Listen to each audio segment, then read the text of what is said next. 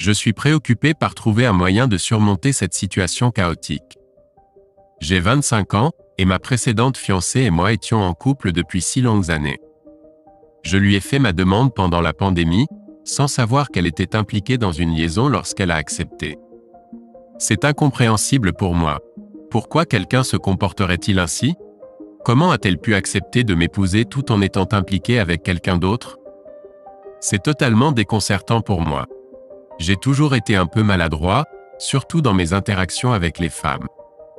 Cependant, quand j'ai rencontré ma fiancée, que je vais appeler Mia, j'ai été immédiatement captivé. Je n'avais jamais connu un amour de cette ampleur auparavant, mais j'étais certain qu'elle était celle avec qui je voulais passer le reste de ma vie dès notre rencontre. Ce qui est étonnant, c'est qu'elle semblait ressentir la même chose, et nous discutions déjà de cohabitation et de fonder une famille dès notre première semaine ensemble. Tout se passait si rapidement. La période précédant la demande en mariage a été extraordinaire pour moi, mais rétrospectivement, ce n'était probablement pas la même chose pour Mia. Un jour, j'ai aperçu un message sur le téléphone de ma fiancée qui m'a stoppé net. Je n'arrivais pas à me débarrasser de ce sentiment, alors cette nuit-là, pendant qu'elle dormait, je me suis levé et j'ai fouillé dans son téléphone. Je suis plutôt doué en technologie, et je gagne même ma vie grâce à certaines des applications mobiles que j'ai développées.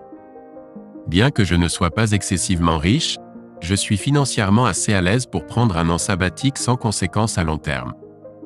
Je n'ai rien trouvé de totalement concluant, mais j'ai découvert de nombreux éléments suspects tels que des messages supprimés et un contact Snapchat avec une interaction importante.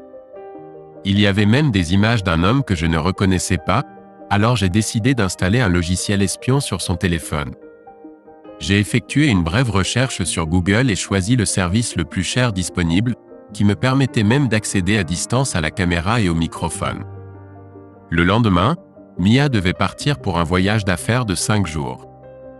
Comme elle travaillait dans la vente, il n'était pas particulièrement inhabituel qu'elle soit absente pendant de longues périodes. Dès que ma fiancée est partie, les messages entre elle et l'autre homme ont commencé à affluer. J'étais complètement anéanti et j'ai fini par vomir plusieurs fois car je ne pouvais tout simplement pas croire ce que je lisais. Pendant un certain temps, j'ai refusé d'admettre la vérité et je me suis fixé sur la découverte de plus d'informations. J'ai fouillé partout où j'ai pu et découvert que leur liaison avait commencé plus de 2 mois avant que je lui fasse ma demande en mariage. Pour aggraver les choses, son amant était un homme marié de 10 ans, son aîné, et avait 3 enfants. Sa femme était même enceinte de 7 mois à l'époque. La goutte d'eau qui a fait déborder le vase a été lorsque je les ai surpris dans une chambre d'hôtel. Ils se déclaraient leur amour, me dénigraient ainsi que sa femme, et discutaient même de la perspective de fuir et de fonder une nouvelle famille. Cela m'a complètement anéanti. Je ne savais pas quoi faire et je n'avais pas le courage de l'appeler et de la confronter à ce sujet. Finalement, je me suis tourné vers mon meilleur ami d'enfance, que je vais appeler Lucas. Lucas a grandi dans une favela brésilienne et était extrêmement résilient. Lui et sa mère ont emménagé à côté de chez moi quand j'avais 12 ans, et nous sommes restés proches depuis. C'était au Royaume-Uni, d'ailleurs. Le père de Lucas était décédé quelques années plus tôt, et bien qu'il n'en parle jamais, sa mère a mentionné qu'il était mort lors d'un acte de violence aléatoire. Quand j'avais 10 ans, ma mère est partie de nos vies à cause de sa dépendance aux pilules, et mon père n'a jamais contracté un autre mariage. Lors de notre première rencontre, Lucas ne possédait pas la capacité de parler anglais. Néanmoins, cet été-là, nous avons rapidement développé une amitié proche et avons réussi à acquérir la maîtrise de nos langues respectives. Je crois que notre lien s'est forgé à travers les expériences partagées de traumatisme. Depuis lors, Lucas et moi sommes inséparables, ce qui est assez particulier compte tenu de ma nature maladroite et aversive aux conflits, contrairement à la popularité extrême et à l'audace de Lucas. Bien qu'il ne soit pas particulièrement grand ou musclé, Lucas est solide comme un roc et adoré de tous. Sa fête surprise au lycée a attiré 250 participants, tandis que je peux compter mes amis sur les doigts d'une main, la plupart d'entre eux étant de simples connaissances. J'ai tout confié à Lucas sur tout ce qui s'était passé avec ma fiancée, lui montrant les messages et les emails que j'avais découverts. Sa réponse a été un silence prolongé, suivi de l'affirmation qu'il ne pouvait pas donner de conseils précis, car c'était une affaire que je devais affronter à ma manière. Il m'a rappelé un incident passé où une fille l'avait trompé, le poussant à réagir vigoureusement en l'exposant à leur famille et à leurs amis et en coupant tout contact. Suite à la suggestion de Lucas, je suis resté incertain sur ce qu'il fallait faire, mais c'était le seul plan que j'avais. Je lui ai informé que j'avais l'intention de suivre son conseil concernant Mia. Au cours des jours suivants, nous avons emballé tous les effets personnels de Mia, les avons transportés dans une unité de stockage, avons changé les serrures de mon appartement et nous sommes préparés à la récupérer à l'aéroport. Mes mains tremblaient tellement violemment que j'ai dû m'asseoir dessus pour le cacher, et Lucas a pris le volant. Lorsque Mia est montée dans la voiture, elle semblait joyeuse et insouciante mais a rapidement senti que quelque chose n'allait pas avec moi. J'ai simplement déclaré que je ne me sentais pas bien. Lucas, quant à lui, a souri et lui a annoncé la surprise excitante qui l'attendait chez ses parents. Tout au long du trajet, je suis resté silencieux, essayant de dissimuler mes émotions avec un sourire forcé. Le reste de la journée semblait se dérouler au ralenti à partir du moment où Mia est montée dans la voiture. J'avais déjà parlé à ses parents la veille et leur avais annoncé notre visite imminente avec une annonce surprenante. À notre arrivée, il y a eu des étreintes chaleureuses et des sourires, et à ce moment-là, j'ai presque envisagé de reconsidérer ma décision. J'avais une profonde affection pour ses parents, qui m'avaient toujours traité avec gentillesse et m'avaient fait me sentir chez moi. Bientôt, Mia était assise sur le canapé entre ses parents. À un moment donné, quelqu'un a demandé la surprise attendue, et Lucas m'a encouragé à continuer. J'ai commencé par exprimer ma gratitude aux parents de Mia pour leur chaleureuse acceptation et leur hospitalité. Cependant, je me suis vite retrouvé submergé par l'émotion. J'avais préparé un discours bien composé et articulé, mais à ce moment-là, j'ai complètement séché et j'ai balancé la vérité. Sans dire un mot de plus, j'ai laissé tomber la clé de l'unité de stockage par terre et déclaré que c'était notre adieu final. J'ai ensuite quitté la pièce, laissant tout le monde dans un silence stupéfait. En partant, j'ai entendu Lucas informer la famille de Mia que j'avais besoin de temps pour guérir et leur demander de s'abstenir de me contacter sauf en cas de nécessité absolue. Après être monté dans la voiture, Lucas a proposé que je fasse un post sur le groupe Facebook que nous avions créé pour organiser le mariage. Ce groupe comprenait nos familles et tous nos amis. J'ai posté un bref message similaire à ce que j'avais dit aux parents de Mia, puis j'ai quitté le groupe. Lucas n'arrêtait pas de me dire à quel point il était fier de moi et m'a assuré que j'apprécierais de me défendre à l'avenir. Cependant, j'étais simplement abasourdi et rien de tout cela ne me semblait positif ou réel. Notre prochain arrêt prévu était chez la femme de la paix. Quand elle a ouvert la porte, j'ai tout balancé sans même me présenter. À un moment donné, je crois même qu'elle m'a giflé. Je lui ai remis une clé USB avec toutes les preuves, et son mari est apparu de derrière le coin. Sa femme s'est immédiatement mise à lui crier dessus, lui disant de partir et de ne pas s'approcher d'elle. Il a essayé de se justifier, mais dès qu'il a fait un pas en avant, Lucas l'a confronté en disant « Vous avez entendu la dame, dégagez ». Après plus de disputes, il a fini par faire ses bagages et partir. Lucas est resté et a parlé à la femme pendant un moment, mais j'essayais juste de comprendre tout ce qui s'était passé dans ma vie chamboulée. Finalement, la femme nous a invités à l'intérieur, et Lucas a appelé sa mère. Nous avons fini par rester là pour la nuit jusqu'à ce que le père de Mia puisse venir la chercher le lendemain matin. Elle avait trop peur que son mari revienne et ne voulait pas rester seule. Je me sentais complètement invisible à l'intérieur. Personne ne semblait me voir ou même remarquer ma présence. Je suis resté là, pleurant silencieusement. Je savais que Mia était dans une situation bien pire que la mienne, étant mariée et ayant des enfants, mais ça me faisait quand même mal que personne ne prenne la peine de me regarder. Finalement, tout le monde s'est endormi, mais j'étais toujours éveillé et en pleurs. À ce moment-là, j'ai décidé que je ne pouvais plus supporter ça et que j'allais mettre fin à ma vie. J'ai commencé à chercher des pilules, mais je n'en ai pas trouvé, alors j'ai attrapé un long outil et j'ai prévu de le pousser directement dans mon cœur.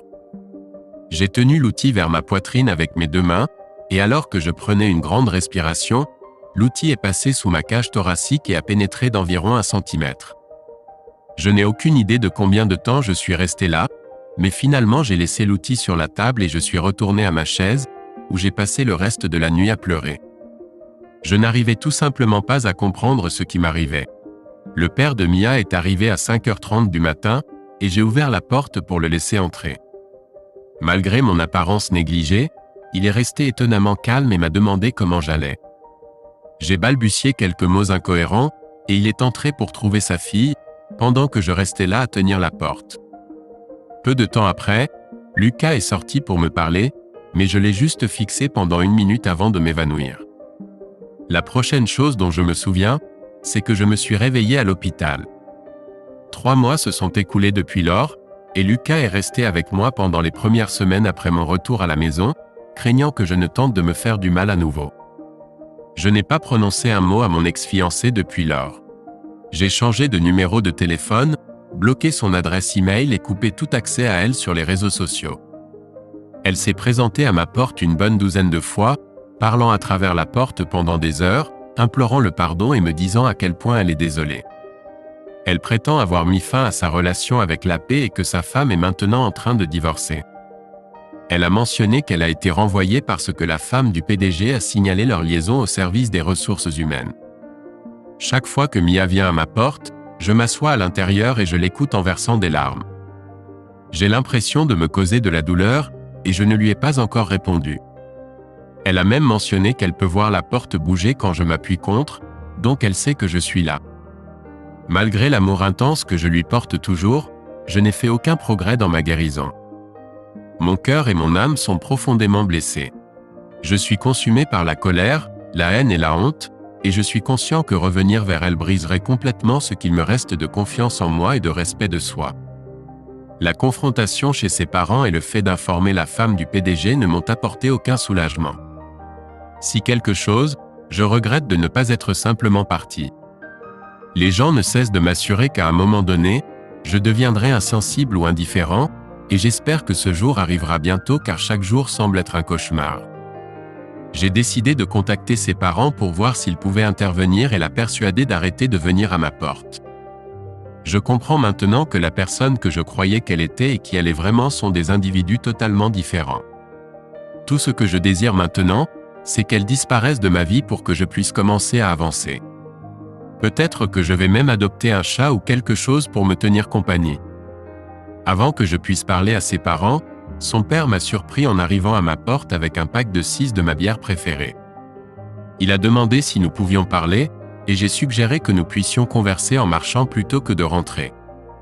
Je ne voulais pas qu'il rentre car mon appartement était en désordre, et je craignais qu'elle puisse apparaître soudainement à la porte.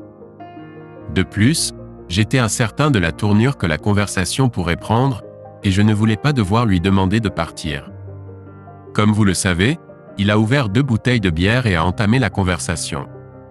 Au début, il s'est excusé au nom de sa fille, puis a révélé que sa femme et sa fille l'avaient pressé de me parler pour me persuader de parler à sa fille. Il a continué en disant qu'il n'avait aucune intention de le faire, mais soutenait plutôt mes décisions et mes actions. Il a décrit sa fille comme gâtée et égoïste, exprimant son espoir qu'elle fasse face aux conséquences de ses actes et devienne une meilleure personne à l'avenir. Soudain, il est devenu étrange et a commencé à me poser de nombreuses questions suggestives sur mon bien-être. Il était évident qu'il espérait entendre que je souffrais énormément, presque comme s'il prendrait plaisir à me voir souffrir. Son comportement m'a perturbé, alors j'ai inventé une histoire et je suis parti. Mais j'avance maintenant. Malgré la douleur et le coup porté à ma confiance, je suis prêt à laisser tout cela derrière moi. En fait, je commence à penser que peut-être je n'ai pas seulement échappé à une situation problématique avec mon ex mais aussi avec sa famille. Quel genre de père prend plaisir à la souffrance de son enfant? Après avoir reçu des commentaires sur ma publication précédente, j'ai réalisé que j'ai peut-être mal interprété les intentions de son père. Je l'ai toujours respecté, et il a été génial avec moi. Alors j'ai décidé de l'appeler et de lui parler. Il s'avère que vous aviez raison à propos de ces questions orientées. Il espérait qu'il y ait une chance pour moi de me réconcilier avec sa fille parce qu'il pensait que j'étais bon pour elle, même s'il reconnaissait qu'elle ne me méritait pas. Cela m'a fait me sentir bien pendant un moment, sachant qu'il reconnaissait ma valeur.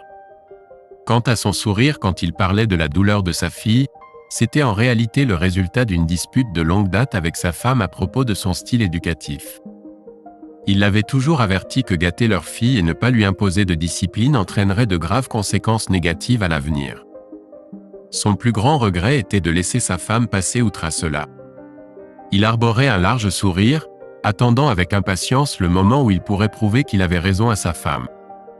Lorsque je lui ai demandé s'il y avait des problèmes entre nous, il a plaisanté en disant qu'il devrait peut-être divorcer. Apparemment, après avoir confronté sa femme et sa fille à propos de moi, les choses ne se sont pas bien passées. Mais cette fois, il a refusé de reculer dans le conflit qui couvait depuis un certain temps. Quant à Lucas, il a été comme d'habitude, génial. Il a été mon rock, me soutenant et m'encourageant à travers tout cela. Maintenant que je suis enfin sorti de cette relation toxique, je vois à quel point il avait raison. Je me suis défendu, ce que je fais rarement, et je me sens incroyable pour ça. Je le referais sans hésiter si la situation l'exigeait. Mon ex est réapparu à ma porte une fois de plus, et pour la première fois, j'ai décidé d'avoir une conversation avec elle. Elle m'a supplié de la laisser entrer pour qu'on puisse parler. Je n'étais pas disposé à lui parler à ces conditions. Si nous devions avoir une conversation, ce serait selon les miennes. Alors j'ai suggéré qu'on se rencontre dans un parc local dans une demi-heure. Je ne voulais pas qu'elle entre dans mon appartement en désordre, et comme certains d'entre vous l'ont souligné, je ne voulais pas être seul avec elle au cas où elle ferait des accusations. Étrangement, je n'étais pas nerveux. En fait, je me sentais plutôt confiant pour une fois dans ma vie.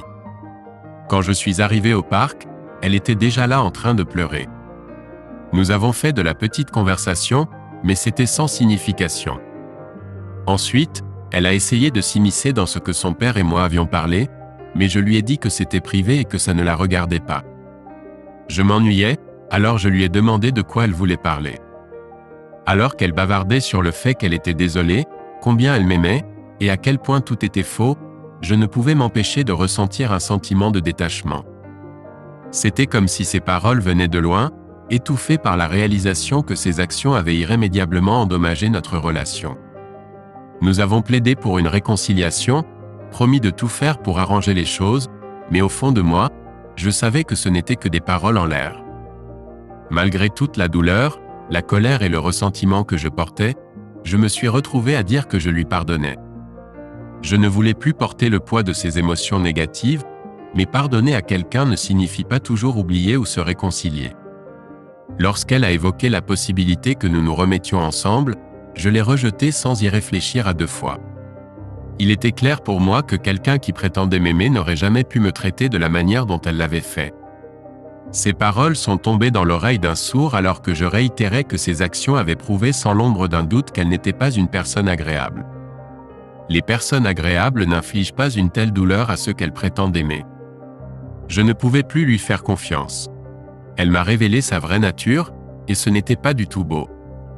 Avec le cœur lourd, je lui ai exprimé mon désir de trouver quelqu'un qui me valorisait et m'aimait vraiment, quelqu'un en qui je pourrais avoir une confiance totale, quelqu'un qui ne trahirait pas mon amour et ma confiance comme elle l'avait fait. Elle n'était plus une candidate appropriée pour ce rôle dans ma vie, malgré ses supplications et ses pleurs. Elle pleurait de façon incontrôlable, ses sanglots perçaient le silence qui nous entourait. Je l'observais avec un sentiment de détachement inhabituel qui me troublait. Je ne me rappelais pas avoir jamais ressenti une telle distance avec quelqu'un auparavant. J'ai pris la décision d'appeler son père pour qu'il vienne la chercher, sachant que je ne pouvais pas la gérer dans cet état. J'ai suggéré qu'elle cherche une thérapie et travaille sur elle-même, car il était évident qu'il y avait quelque chose de brisé en elle. Malgré mes tentatives pour lui offrir des mots d'encouragement, elle semblait désintéressée à les entendre. Lorsque son père est arrivé, je lui ai expliqué la situation et lui ai souhaité bonne chance. Dès leur départ, j'ai appelé un Uber et je me suis rendu au refuge pour animaux à proximité, où j'ai adopté un chaton que j'ai nommé Shiny, symbolisant ma nouvelle force pour m'affirmer. Lucas a plaisanté sur ma nouvelle assurance étincelante, et le nom est resté. Je suis satisfait d'avoir suivi le chemin honorable et d'avoir parlé honnêtement sans élever la voix ni recourir aux insultes. Je prends plaisir à la compagnie délicieuse de mon chaton et j'ai hâte de passer du temps avec Lucas, de partager quelques verres et de jouer à des jeux vidéo. Je suis attristé par mon ex, et je ressens de l'empathie pour elle. Bien que je regretterais les bons moments, Je suis également reconnaissant que tout soit terminé. Bien que certains des commentaires que j'ai reçus aient été désagréables et difficiles à accepter, je crois qu'il était nécessaire pour moi de les entendre pour avancer.